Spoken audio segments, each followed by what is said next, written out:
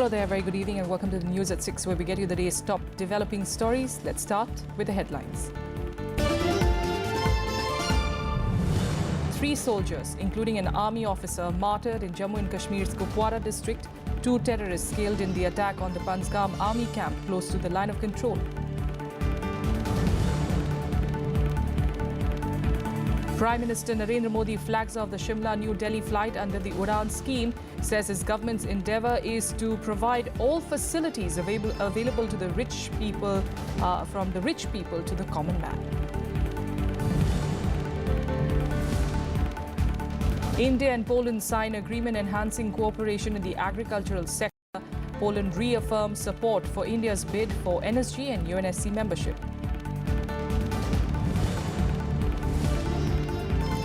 And film star and Lok Sabha MP from Gurdaspur, Vinod Khanna, passes away in Mumbai. Remembered for many Bollywood hits, the 70-year-old Khanna acted in 146 films.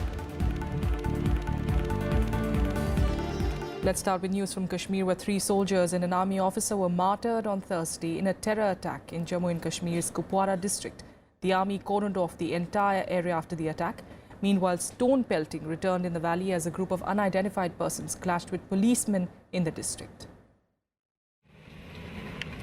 Terrorists targeted an army camp in Kashmir's Kupwara district on Thursday, killing at least 3 soldiers, including an army captain. The officer has been identified as Captain Ayush Yadav. 5 soldiers were also injured.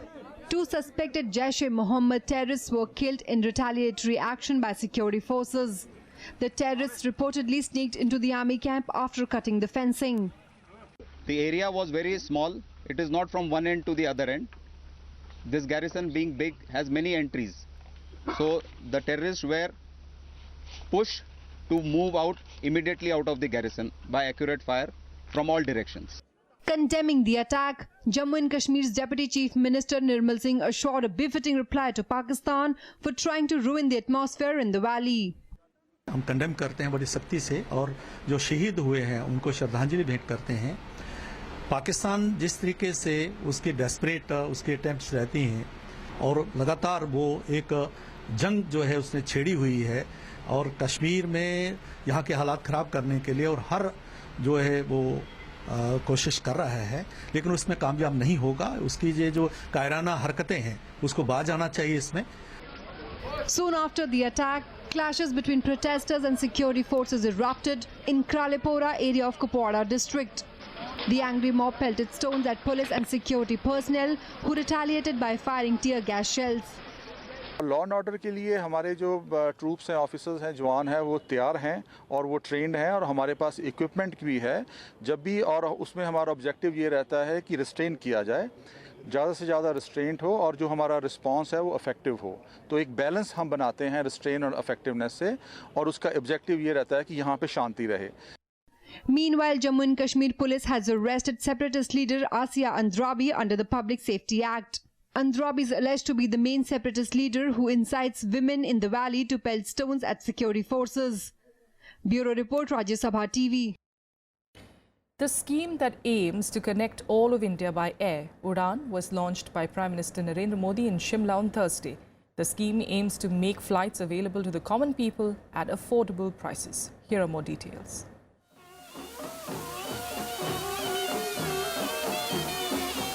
Prime Minister Narendra Modi launched the first Udan flight from Shimla to New Delhi on Thursday. Flagging off the maiden flight from Shimla's Jubarhati airport, the Prime Minister said close to 70 new airports will be connected by flights in the country over the next 1 year under the scheme. एक ऐसी नीति लाए हैं जिसमें मध्यम वर्ग का सामान्य मानवी भी हवाई यात्रा कर सकता है। अगर टैक्सी किराए का खर्चा 8 रुपया 10 रुपया किलोमीटर का होता है, दिल्ली पहुंचने में 8-9 घंटे लग जाते हैं, हवाई जहाज में किलोमीटर का 6-7 रुपया लगेगा और 1 घंटे में पहुंच जाएगा। The Prime Minister also simultaneously flagged off regional connectivity scheme flights on the Kadapa-Hyderabad and Nanded-Hyderabad sectors through video conferencing. He also announced that the next flight to take off under the scheme will operate on the Mumbai-Nanded sector. इस देश की जो सुविधाएं अमीरों को प्राप्त हैं वो मेरे देश के गरीब को भी मिलनी चाहिए। जो सामान्य व्यक्ति हवाई चप्पल पहन करके घूमता है वो मुझे हवाई जहाज में दिखना चाहिए, ये मेरा सपना है। Under Udan, 5 airlines will operate on 128 routes connecting 70 airports, including 45 unserved and underserved airports across the country. Udan flights will connect airports spread across more than 20 states and union territories, making air travel affordable by capping fares at 2,500 rupees per seat per hour. इस एक साल में 30 नए जोड़ने का इरादा लेकर के हम काम कर रहे हैं। 70 साल में 70, एक साल में 30। Airline companies operating under the scheme are Air India subsidiary Alliance Air, SpiceJet, Air Deccan, Air Odisha and Turbo Megha. Udan is a key component of the National Civil Aviation Policy, which was released by the Ministry of Civil Aviation on June 15, 2016. Bureau Report, Rajya Sabha TV. In other news, India and Poland signed an agreement on Thursday to enhance cooperation in the agriculture sector. Poland also reaffirmed support to India's bid for the NSG and UNSC membership.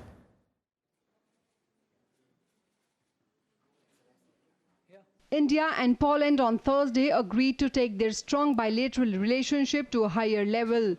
Union Minister Giriraj Prasad Singh and Polish Agriculture Minister Krzysztof Jurgiel signed an MOU to deepen the bilateral ties in the field of agriculture.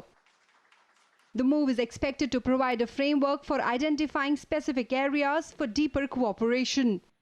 We feel that there is much scope for our cooperation in sectors like food processing, solar energy, clean coal, treatment of wastewater, and solid waste, where Polish expertise can find opportunities in the rapidly growing Indian market. The two countries also underscored the need to adopt a comprehensive and principled stance against terrorism. India also appreciated the support extended by Poland in this regard on several international forums. I appreciate the support extended by Poland to India's membership of Missile Technology Control Regime and India's appreciation for the membership of the Nuclear Suppliers Group. We are happy to have Poland's support for India's claim for permanent membership of an expanded UN Security Council. I thank you, Prime Minister. Poland also appreciated India's growing influence and economic progress. It is focusing on the areas of defense, mining and civil aviation for enhancing cooperation with India. India is a major investor in Poland, which is its largest trading partner in Central Europe. Indian investments in Poland amount to around $3 billion and Polish investments in India touch $600 million. Indian students are also visiting Poland to pursue professional and higher education. In the latter half of 2017, Poland will witness celebration of Indian festivals in several cities to showcase Indian culture. India and Poland reviewed a wide gamut of bilateral ties. The two countries also decided to step up cooperation in the field of agriculture. This visit is expected to give fillip and new impetus to the India-Poland relations. Reporting from Warsaw with camerapersons Sanjay and Anirban and with inputs from Amrita Rai, I'm Kriti Mishra for Rajya Sabha Television. In fact, Kriti Mishra is joining us now live from Warsaw for more details on that visit, which is, of course, proving to be quite fruitful, Kriti. We, of course, see those agreements being signed in the field of agriculture. But apart from that, once again, Poland reiterating its stand, supporting India for its bid for the NSG and UNSC membership. Well, that's right, Tracy. Remember, India and Poland share a long-standing friendly relationship marked by high-level political contacts, vibrant economic engagement and a strong defense partnership. And over the decades, India and Poland have almost had robust exchanges at the level of heads of state and the government. A number of bilateral agreements are operational, including agreement in cultural cooperation, agreement in avoidance of double taxation. Remember, Poland is India's largest trade partner and export destination in the Central European region, with bilateral trade growing almost sevenfold over the last 10 years. In fact, in 2016, remember, Tracy, bilateral trade touched around $2.76 billion, and Indian exports presently account for 1% of global Polish imports. Bilateral trade has grown by 25% in the year 2016 as compared to previous year. Of course, Poland has continued India's bid for NSD and also for extended UNSC, and Poland has completely supported India's stand on several multilateral and international forums. And of course, this visit is expected to provide a novel episode in the India-Polish relationships. Tracy? Absolutely. And Kriti, you're of course tracking the Vice President's visit, not just to Poland, but of course before that to Armenia. And, Mr. Ansari has of course said that, his trip to Armenia and Poland both have been, if not anything else, at least to maintain that friendship, in fact, furthering it, further on. Give us a sense of what all can we expect in the next few days before that trip comes to an end. Well, of course, Vice President embarked on 5-day tour to both these countries, Armenia and Poland. In Armenia, we saw 3 agreements take place on culture, on youth affairs, and... All right, we seem to have lost that link there with Kriti Mishra, of course, giving us an update from how things stand at Warsaw in Poland, giving us also details of how the relations between both countries are set to deepen further. As far as the friendship is concerned. Meanwhile, let's head back to national news now. In the Supreme Court on Thursday said that the Lokpal and Lokayukts Act of 2013 is a workable piece of legislation and it is not right to keep its operation pending. The court also added that there was no justification for the government to hold the Lokpal Act in abeyance. As per the act, the leader of the opposition in the Lok Sabha will be part of the Lokpal selection panel. At present, there is no leader of the opposition in Lok Sabha. The Apex Court had on the 28th of March reserved its verdict on a batch of pleas seeking the appointment of Lokpal in the country. During the hearing, Attorney General Mukul Rohatgi said that the Lokpal cannot be appointed in the current scenario as amendments regarding the definition of the leader of the opposition in the Lokpal Act was pending in Parliament. It's a welcome thing. For 3 years, this Lokpal law has been in force, and unfortunately it is not being effectuated. No Lokpal is being appointed, and the government has been making this various silly excuses, particularly the excuse that there is no leader of opposition because the Congress doesn't have enough seats, etc. Finally, the Supreme Court has rejected all these excuses. India successfully test-fired its intermediate-range ballistic missile Agni-3 from the Abdul Kalam Island off the Odisha coast. The missile lifted off from launch pad number 4 of the integrated test range located on the island at 9:12 a.m. The Strategic Forces Command, an especially raised missile handling unit of the Indian Army, carried out the test with logistic support from the DRDO. Agni-3 has a strike range of over 3,000 kilometers and is capable of carrying both conventional and nuclear warheads weighing up to 1.5 tons. With a length of 17 meters, the missile's diameter is 2 meters and its weight is measured around 2,200 kilograms. The missile was inducted in the armed forces in June 2011. Cyprus President Nikos Anastasiades today expressed confidence that the recent revision in tax agreement will provide a boost to the investment flows between India and Cyprus. The visiting president was speaking at a business event in Delhi where he pitched Cyprus as one of the fastest growing European nations with investment opportunities in various sectors. Anastasiades is on a 5-day visit to India. He is expected to call on the President, Prime Minister and External Affairs Minister on Friday. Earlier in the day, the President visited Rajghat. And now let's take a look at what else is making news across the country in Nationwide. The National Green Tribunal issued a contempt notice to the founder of the Art of Living Foundation, Sri Ravi Shankar, on a plea against him for blaming the centre and the panel for damaging the Yamuna floodplains. Earlier, Ravi Shankar had blamed the government and the NGT for permitting his organisation to hold the World Culture Festival in March 2016 and said that the event could have been stopped in the beginning itself if the river was so fragile and pure. An expert committee claimed that a whopping 42.02 crores would be required to restore the floodplains, which was ravaged due to the AOL event.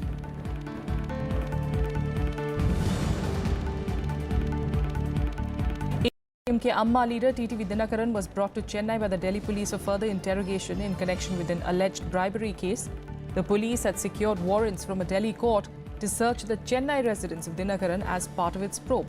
He was arrested on Tuesday night for allegedly attempting to bribe an EC official to get the official AIDMK 2 leave symbol for his faction.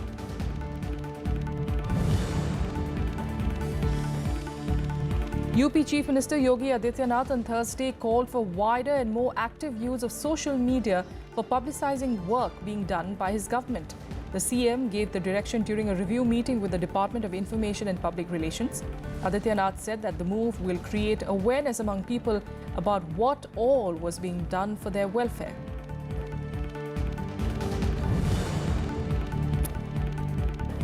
"23 Congress councillors of Itanagar Municipal Council have joined the BJP in presence of Chief Minister Pema Khandu and BJP State President Tapir Gao. The councillors expressed their confidence in the Khandu-led BJP government. Gao welcomed the new members and said that the party is happy to accept them into the BJP family.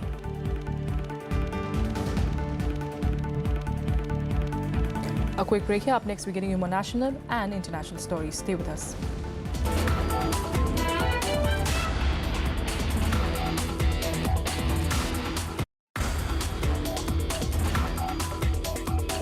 We are indeed in a, I would say, a golden age of astronomy if we look at capabilities that are coming up in the future.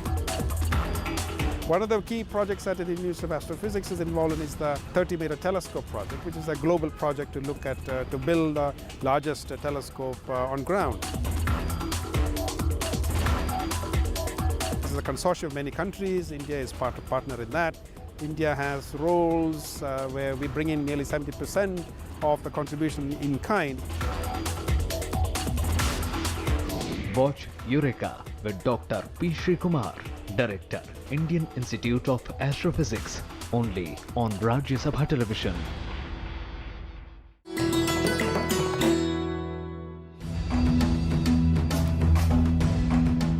Unakoti, the famous Shaiva pilgrimage spot in Tripura, dates back to the 8th and 9th century.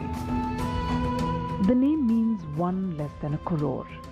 It owes its origin to a legend that says Lord Shiva, who was on his way to Kashi, stopped here for a night halt along with gods and goddesses. Together their number totaled 1 crore. At sunrise the next day, Lord Shiva was incensed to find all the gods and goddesses still asleep. Cursing them to become stone images, he left alone for Kashi. Unakoti, apart from its rock-cut carvings, has an imposing Shiva head called the Unakotishwara Kal Bhairav. Other eye-catching works include 3 enormous images of Nandi bull that are half buried in the ground and a gigantic Ganesh. To this day, the logistics of these huge carvings remain a mystery.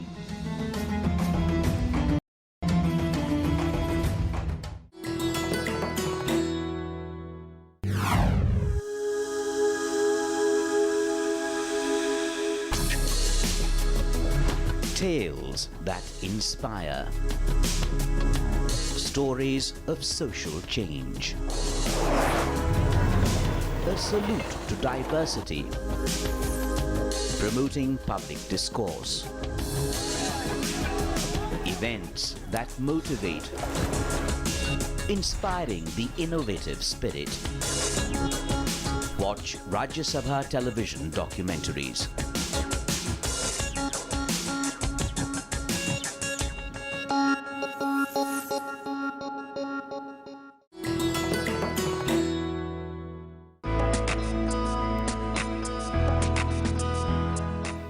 Chopper is the ancient version of Indian snakes and ladders.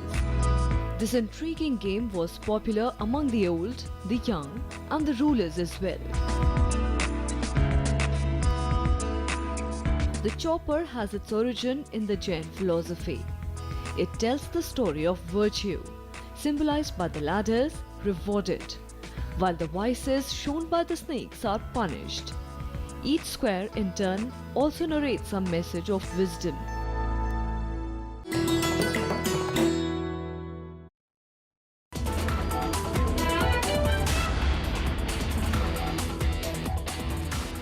Welcome back. The top international story at this point, tensions in the Korean peninsula are high since the deployment of the THAAD anti-missile system near Seoul. The US and South Korea have now vowed to operationalize the system soon. In fact, the countries see it as a defense against North Korea's nuclear arsenal, even as Pyongyang calls it US aggression. The US and South Korea have agreed to secure operational capability of the Terminal High Altitude Area Defense or THAAD system as soon as possible.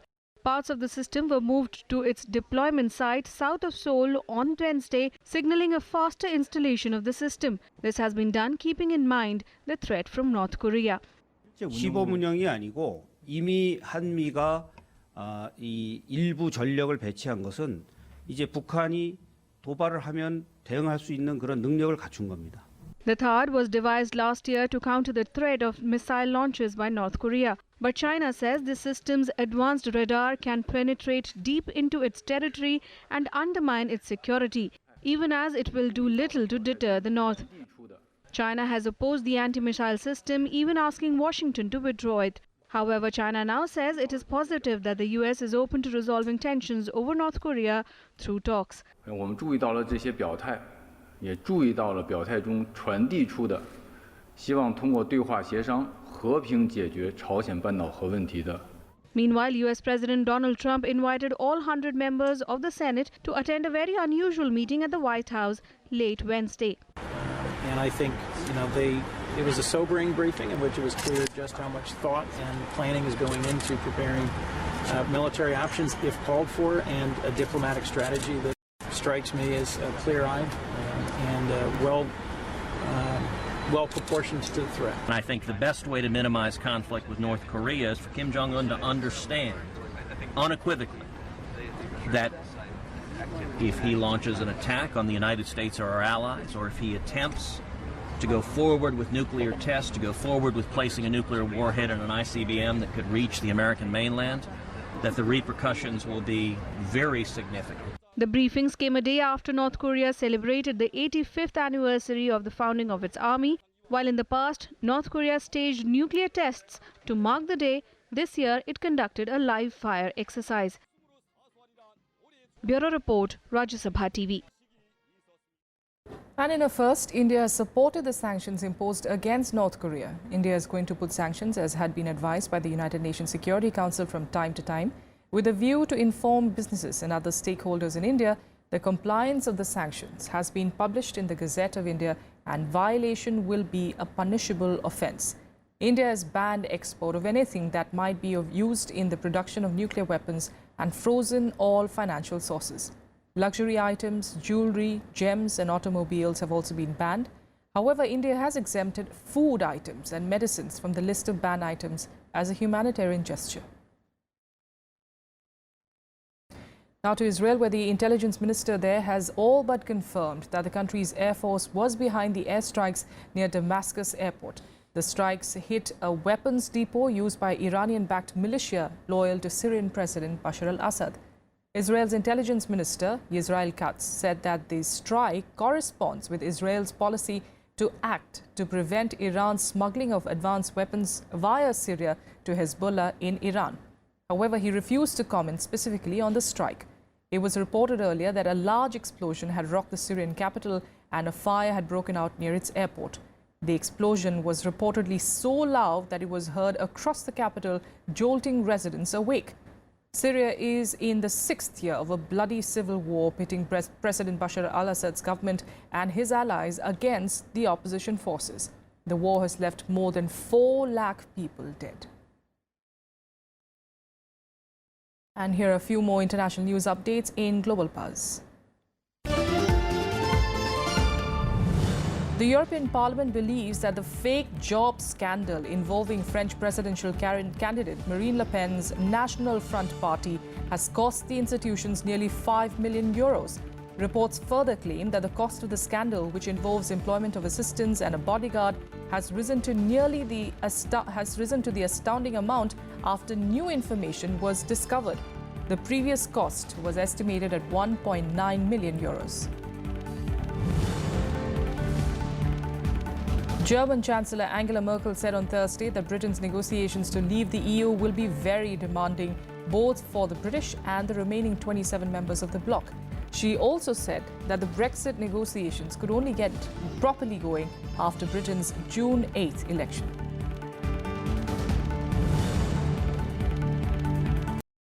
US President Trump told leaders of Canada and Mexico on Wednesday that he will not terminate the North American Free Trade Agreement or NAFTA treaty at this stage, but will move quickly to begin renegotiating it with them. The announcement came after the White House disclosed that Trump and his advisors had been considering issuing an executive order to withdraw the US from the trade pact with Canada and Mexico, one of the world's biggest trading blocs.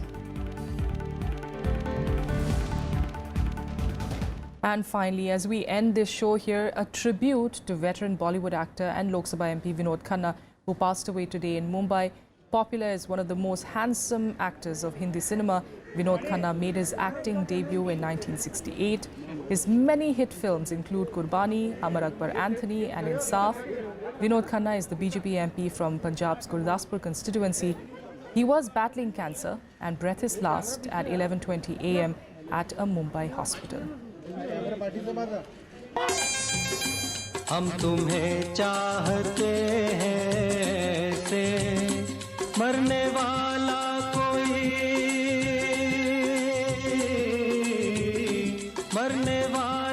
कोई जिंदगी चाहता हो जैसे हम तुम्हें चाहते हैं से जब कोई बात बिगड़ जाए जब कोई मुश्किल पड़ जाए तुम देना साथ मेरा ओ हमनवा जाते हो जाने जाना